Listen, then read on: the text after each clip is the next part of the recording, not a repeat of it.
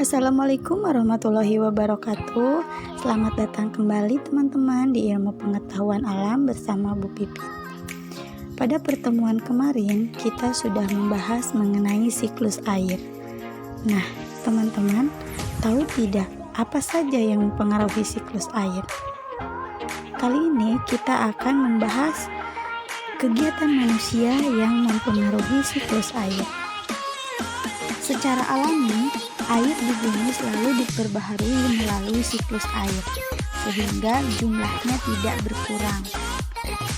Masya Allah ya teman-teman, ini adalah kekuasaan Allah yang menciptakan hujan. Ya, baik. Akan tetapi, mengapa ketika musim kemarau masih ada daerah yang mengalami kekeringan? Kira-kira ada yang tahu? Nah, hal itu dipengaruhi oleh berkurangnya curah hujan dan kegiatan manusia yang dapat mengurangi cadangan air. Apa saja kegiatan manusia yang dapat mempengaruhi cadangan air? Mari kita bahas satu persatu. Yang pertama adalah pembangunan lantai beton. Teman-teman, permukaan tanah yang ditutupi aspal atau beton dan dibangun perumahan serta gedung bertingkat dapat mengurangi kemampuan tanah untuk menyerap air.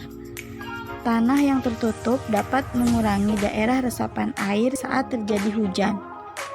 Akibatnya, air yang meresap ke dalam tanah berkurang. Oleh karena air yang meresap berkurang, maka cadangan air tanah menjadi tidak banyak. Yang kedua adalah pencemaran udara. Dari apa saja pencemaran udara? Nah, yang pertama, asap pabrik. Kemudian, kendaraan bermotor. Asap pabrik dan kendaraan bermotor dapat menghasilkan gas buangan yang dapat mencemari udara. Gas-gas buangan tersebut misalnya adalah gas sulfat dan nitrat.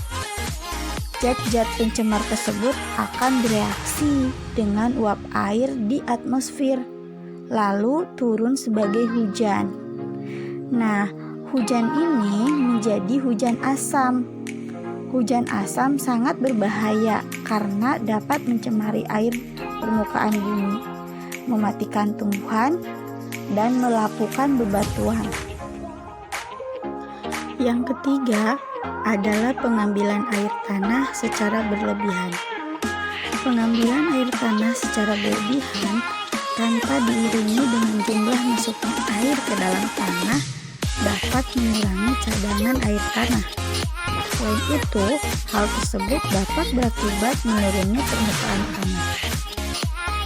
Yang keempat adalah penggundulan hutan. Teman-teman, pepohonan di hutan yang ditebang atau dibakar membuat jumlah pohon berkurang.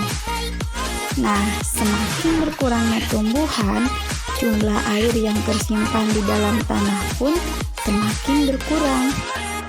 Oleh sebab itu, hutan yang gundul dapat mengakibatkan air mengalir di permukaan tanah tanpa ada yang menahan, sehingga mengurangi kemampuan tanah menyerap air.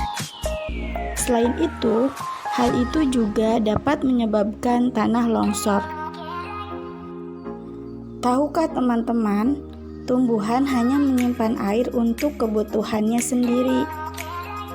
Tanahlah yang menyimpan air.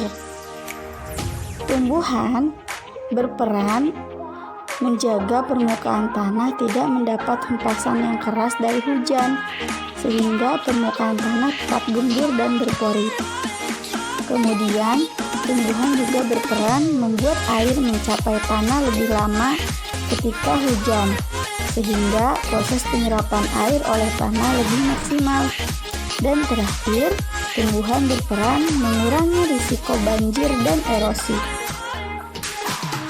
Nah, itulah teman-teman beberapa kegiatan manusia yang mempengaruhi siklus air. Dulu, persediaan air bersih itu bebas dan sangat banyak teman-teman. Namun, sekarang di beberapa daerah air bersih itu sudah diperjualbelikan. Bagaimana kira-kira 10 tahun yang akan datang? 15 tahun, 20 tahun? Apakah air bersih akan terus ada seperti saat ini atau akan semakin berkurang?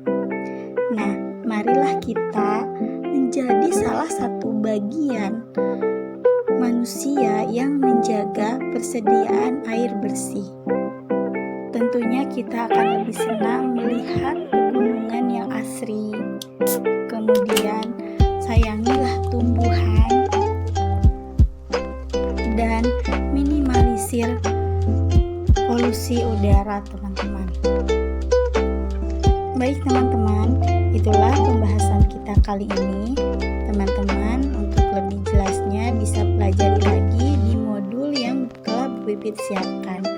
Serta silahkan pelajari mengenai penghematan air ya. Selamat belajar teman-teman. Assalamualaikum.